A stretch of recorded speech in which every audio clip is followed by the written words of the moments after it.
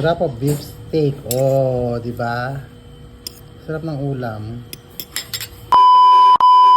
Hello Philippines and hello world! Another day, another vlog. At heto nga at kasama ko ang aking anak ngayon kasi wala silang pasok. Sabi nga niya kagabi sa kabila daw siya pupunta kaya lang wala siyang kasama at lahat ng mga pinsan niya may pasok. O kaya magpapaiwan sa bahay kaya lang maghapon siyang walang kasama at matagal akong wala. Alam niyo naman ang lola niyo maraming pasyente. Magluto na nga lang daw ako pag naiwan siya may pagkain siya. Ganon.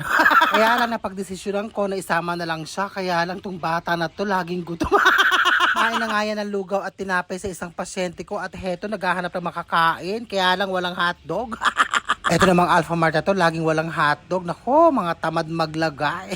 Wala nga daw silang stocks. Arot. Kaarot mo ba, Nes? At heto nga at nag-aabag na kami na masasakyan palipat sa aking susunod na pasyente. Mabuti na nga lang maganda ang panahon, hindi umuulan. Napakahirap magtrabaho kapag umuulan, nakakaloka. Mababasa ang hindi dapat mabasa. Charot. At heto nga at andito na kami sa pasyente, ang anak kong feel at home, nakakaloka. Abay dire-diretso at nahiga. At heto nga at papunta na kami ng Gapan, nakakaloka, nakakapagod.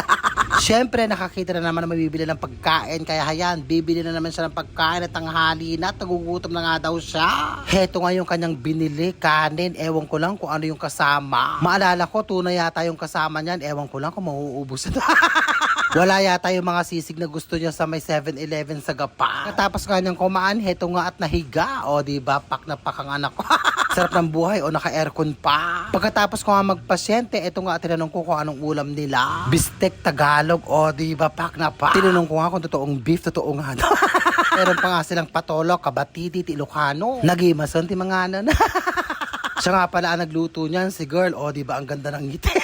Kaya masarap yung mga niluluto niya, masayahing tao, nakakaloka. At heto nga, tapunta na ulit kami sa San Leonardo sa pang-apat na pasyente. Pabalik-balik kami sa San Leonardo, Anes. Yun kasi yung talagang schedule, napakahirap maglipat ng oras. Pagkatapos, papunta na kami sa huling pasyente. Hanggang dito na lang, I love you all and I thank you.